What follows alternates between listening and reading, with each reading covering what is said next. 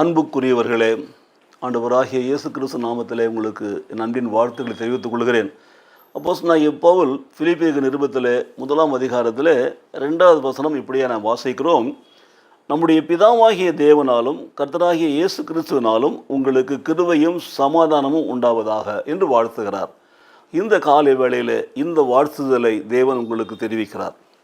உங்களையும் வாழ்த்துகிறார். என்ன சொல்லுகிறார் பாருங்க, நம்முடைய பிதாவாகிய தேவனாலும் கர்த்தராகிய இயேசு கிறிஸ்துவினாலும் உங்களுக்கு கிருபையும் சமாதானமும் உண்டாவதாக. இந்த காலை வேளையில் அதிகாலையில் ஆண்டவர் இயேசுவோடு இந்த நிகழ்ச்சியில் பங்கேற்று கொண்டிருக்கிற உங்கள் ஒவ்வொருவருக்கும் இந்த வாழ்த்துதலை தேவன் அனுப்புகிறார்.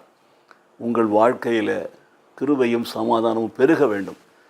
பவுலுடைய நிருபங்களை பார்க்கிற பொழுது பாருங்கள், புதிய ஏற்பாட்டில் உள்ள மொத்தம் 27 புத்தகங்களில் அப்போஸ்தலனாகிய பவுல் மாத்திரம் எக்ஸ்க்ளூசிவாக 13 நிருபங்களை எழுதியிருக்கிறார். 14வது நிருபமாக இருக்கிற எபிரேயருக்கு நிருபமும் அவர் தான் எழுதியிருக்கிறார் என்று சொல்லி ஆராய்ச்சியாளர்கள் சொல்லுகிறார்கள். ஊர்ஜிதப்படுத்தவே இல்லாததுனால எபிரேயருக்கு நிருபத்துக்கு அவருடைய பெயரை போடலை. ஆனால் அதில் உள்ள கண்டென்ட் எல்லாம் பார்க்கிற பொழுது, காரியங்களை வாசிக்கிற பொழுது பவுல் தான் எழுதியிருக்கார் என்று சொல்லி பார்க்கிறோம். ஏறக்குறைய 27 புஸ்தகங்களிலே 14 புஸ்தகங்களே அவர் எழுதியிருக்கிறார் என்று சொல்லி பார்த்தால், அந்த 14 நிருபங்களிலே நான் பார்க்கிறேன், 10 நிருபங்களிலே அவருடைய வாழ்த்துதல் இப்படித்தான் இருக்கிறது. இப்படி இருக்கிறது, நம்முடைய பிதாவாகிய தேவனாலும் கர்த்தராகிய இயேசு கிறிஸ்துவினாலும் உங்களுக்கு கிருபையும் சமாதானமும் உண்டாவதாக. எந்தெந்த நிருபங்களை நீங்கள் பார்த்தீங்கன்னு சொன்னீங்கன்னா, அப்போஸ்தலனாகிய பவுல் ரோமாபுரியருக்கு நிருபம் 1ஆம் அதிகாரம் 7ஆம் வசனம் இதே வாழ்த்துதல். அப்போஸ்தலனாகிய பவுல் கொரிந்தியருக்கு 1வது நிருபம் 1ஆம் அதிகாரம் 3ஆம் வசனத்தில் இதே வாழ்த்துதல். 2 கொரிந்தியர் 1ஆம் அதிகாரம் 2ஆம் வசனம் இதே வாழ்த்துதல். கலாத்தியர் 1:3 இதே வாழ்த்துதல். எபேசியரில் 6:1-2 இதே வாழ்த்துதல். கொலோசியரில் 1:2 இதே வாழ்த்துதல். பிலிப்பியருக்கு நிருபத்தில் மறுபடியும் 1:2 இதே வாழ்த்துதல். 1 தெசலோனிக்கேயரில் 1ஆம் அதிகாரம் 1ஆம் வசனத்தை இதே வாழ்த்துதல். இன்னும் 2 தெசலோனிக்கேயர் 1ஆம் அதிகாரத்தில் 2ஆம் வசனத்தை இதே வாழ்த்துதல். பிலமோனுக்கு நிருபத்தில் 3வது வசனத்தில் இந்த வாழ்த்துதல். ஸோ இந்த 10 நிருபங்களை தவிர மீதமுள்ள 1 தீமோத்தேயு, 2 தீமோத்தேயு, தீத்து என்ற இந்த 3 நிருபங்களில் ஒரு வார்த்தையை கூட சேர்க்கிறார்கள் பாருங்கள். அதாவது, நம்முடைய பிதாவாகிய தேவனாலும் கர்த்தராகிய இயேசு கிறிஸ்துவினாலும் உங்களுக்கு கிருபையும் இரக்கமும் சமாதானமும் பெருக கடவதாக. இரக்கம் என்ற வார்த்தையை அந்த 3 நிருபங்களில் சேர்க்கிறார்.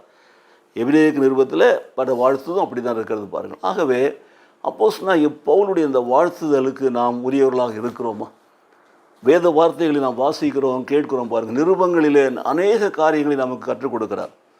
அவருடைய வார்த்தையில் வாசிக்கிற பொழுது முதல் வசனத்தை தியானித்தோம். கடந்த 2 நாட்களாக தியானித்திருக்கிறோம். கிறிஸ்துவுக்குள் பரிசுத்தவான்கள்.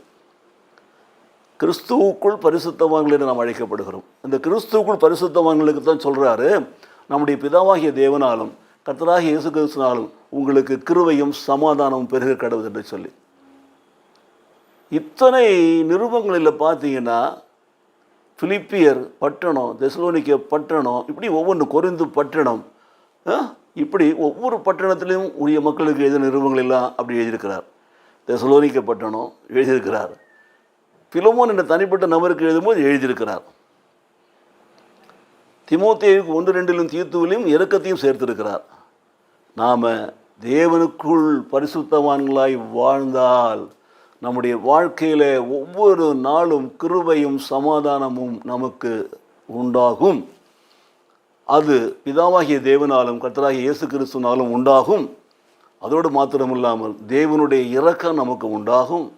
அப்போது இப்படிப்பட்ட இந்த 3 விதமான காரியங்களை நாம் பெற்றுக்கொள்ள வேண்டும் என்று சொன்னால், நாம் எப்பொழுதுமே கிறிஸ்துவுக்குள்ளாக பரிசுத்தவான்களாக பிரித்தெடுக்கப்பட்ட மக்களாக வாழ வேண்டும். ஊரோடு ஒத்து வாழறது, சொந்த பந்தங்களை சொல்லி கொண்டு திரிகிறது, பலவிதமான அநாகரிகமான காரியங்கள், சடங்காச்சாரங்களை செய்து கொண்டிருப்பதெல்லாம் நீங்கள் பார்த்தீங்கன்னா, you are not yet separated for God. You don't have the holiness which God desires from you. ஏனென்றால் நீங்கள் உலக மக்களை திருப்திப்படுத்துறது, உறவினர்களை திருப்திப்படுத்துகிறது, சொந்தக்காரங்களை திருப்திப்படுத்துறதுக்காக உங்கள் வாழ்க்கையை செலவழிக்கிறீர்கள். உங்கள் நேரத்தெல்லாம் அதுக்கு தான் வீணாக்குறீங்க. ஆண்டவருக்கு என்ற பரிசுத்தமுள்ள ஒரு வாழ்க்கை வாழவோ, ஆண்டவருக்கு என்று பிரித்தெடுக்கப்பட்டிருக்கோம் என்ற உணர்வோடு நடக்கவோ இருக்கவே கிடையாது. அப்போ நம்முடைய வாழ்க்கையில் கிருபையை நிறைவாய் பெற்றுக்கொள்ள முடியல, சமாதானத்தை நிறைவாய் பெற்றுக்கொள்ள முடியல, இரக்கத்தை நிறைவாய் பெற்றுக்கொள்ள முடியல, தேவனுடைய வழிநடத்துதலை நிறைவாக பெற்றுக்கொள்ள முடியல. ஏனென்றால் நாம் முழுமையாக நாம் தேவனுக்கென்று பிரித்தெடுக்கப்பட்ட அந்த வாழ்க்கையில் பரிசுத்தம் உள்ளவர்களாக வாழ்கிற பொழுது தானே ஒவ்வொரு நாளும் தேவன் நம்மை அதிகாலையிலே வாழ்த்துவார். உங்களுக்கு கிருபையும் சமாதானம் உண்டாகுது என்று சொல்லுவார். ஒவ்வொரு நாளும் தேவன் நம்மை அதிகாலையில் வாழ்த்துவார். உங்களுக்கு கிருபையும் இரக்கமும் சமாதானம் உண்டாகுது என்று சொல்லுவார்.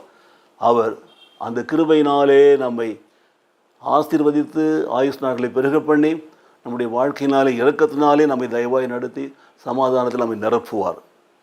பெற்றுக்கொள்வோமா? ஜெபிப்போம். நேசிக்கிற நல்ல பிதாவே, எங்கள் வாழ்நாள் முழுதும் ஆண்டவரே நாங்கள் தேவனுக்கென்று பிரித்தெடுக்கப்பட்டவர்கள் என்பதை உணர்ந்தவர்களாக தேவனுக்கேற்ற பரிசுத்தவான்களாக வாழ ஒப்புக் கொடுக்கிற பொழுது ஒவ்வொரு நாளும் நீர் ஆண்டவரே பரலோகத்திலிருந்து உம்முடைய கிருபையையும் இரக்கத்தையும் சமாதானத்தையும் எங்களுக்கு கொடுப்பதற்காக நன்றி செலுத்துகிறோம். அதை பெற்றுக்கொள்ளும்படியாக விசுவாச ஓட்டத்திலே நாங்கள் ஓட எங்களுக்கு கிருபை செய்வீராக. இயேசு கிறிஸ்து நாமத்திலே பிதாவே.